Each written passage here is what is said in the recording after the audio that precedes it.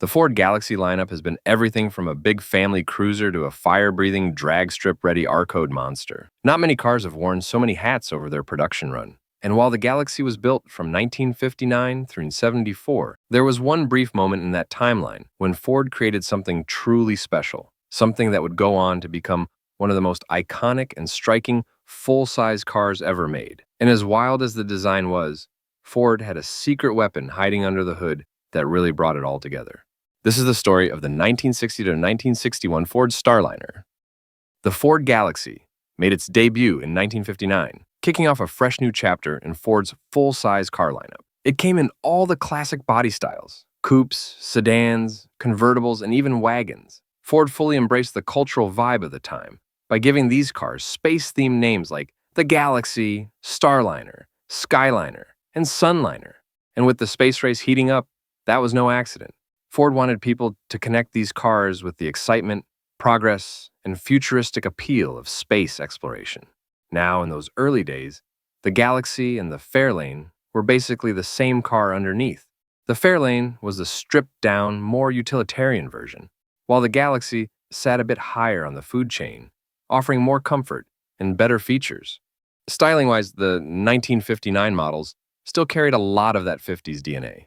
But when 1960 rolled around, both the Fairlane and the Galaxy got a total redesign, and it looked like they had just stepped out of the future. The early 60s brought in a whole new design language: cleaner lines, softer shapes, and an overall more refined look. The big tail fins were still there, but they were far more subtle. Everything about the new cars felt smoother and more forward-thinking. When people compared the boxier, more flamboyant 59 models to the sleek, futuristic 1960s, it was like night and day, two completely different animals. Now the Starliner wasn't a separate model on its own. It was actually a special trim within the Galaxy lineup. But it stood out in a big way thanks to its fastback roofline. That long, sweeping roof gave the car a dramatic, aerodynamic look that was totally different from the standard Galaxy's more traditional roof styles. Even from a distance, you knew you were looking at something special. And the space-age theme didn't stop at the name. The Starliner came loaded with futuristic details, like its unique half-moon taillights and the trio of circular trim pieces on the rear roof pillars. Back in 1960, the styling was definitely a bit bold for some tastes. But fast forward to today, and those very design cues are what make the Starliner so beloved, especially the 1961 version, which refined the look even further and took the cool factor up a notch. Of course, with a car that looked this wild and futuristic, Ford couldn't exactly stick a boring engine under the hood, and thankfully they didn't. For the 1960 model year, Ford brought out the 352 cubic inch V8 as the headline act. This engine was part of the new FE, or Ford Edsel, engine family, which had replaced the aging Y-block back in 1958.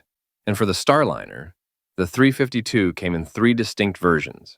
First, there was the two-barrel version, making 220 horsepower and 336 pound-feet of torque. Then you had the four-barrel version, which bumped things up to 300 horsepower and 381 pound-feet of torque.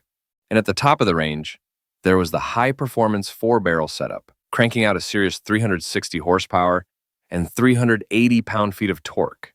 That high-output version was actually a big deal.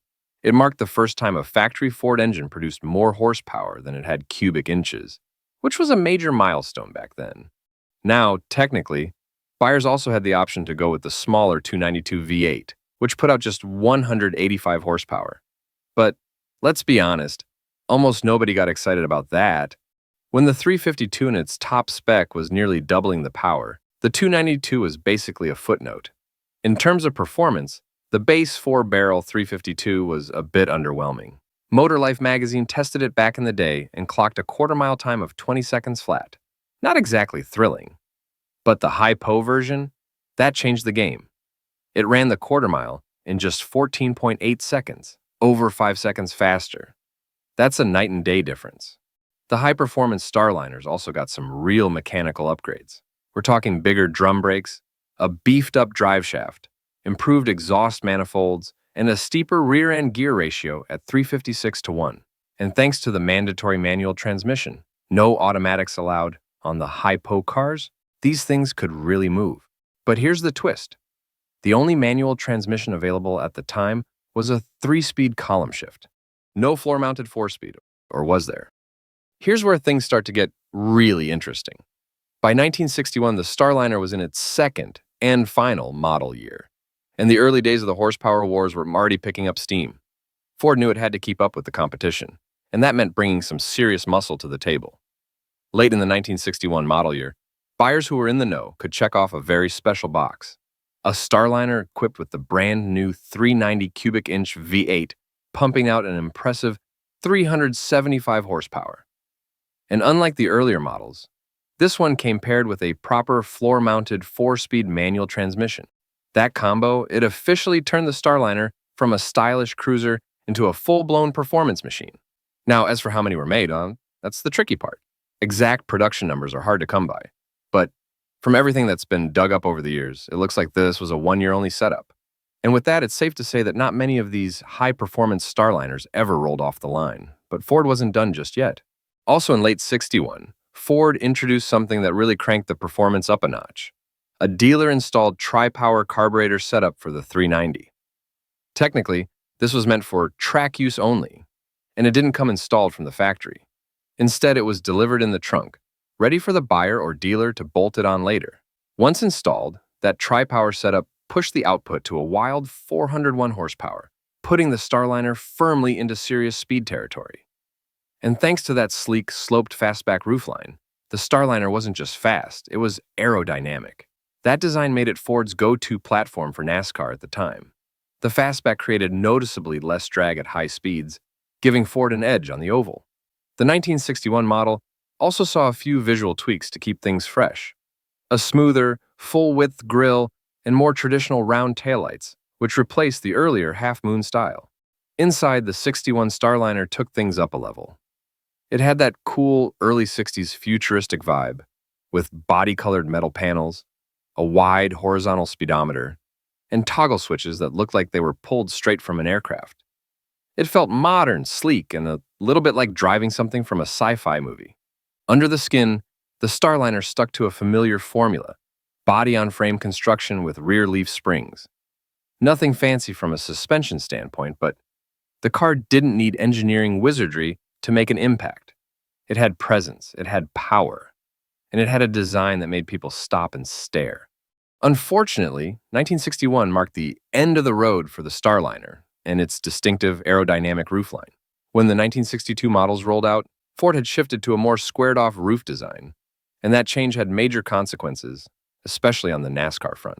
The new shape created more drag at high speeds, reportedly knocking off as much as 3 miles per hour on the big tracks. In the world of competitive racing, that's a massive setback.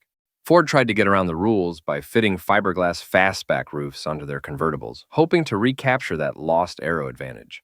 But NASCAR wasn't having it. They shut that move down quickly.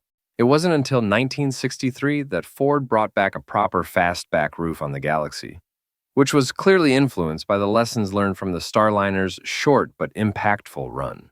In many ways, the Starliner laid the foundation for Ford's later success in stock car racing. Its sleek shape wasn't just a design statement, it was a performance asset.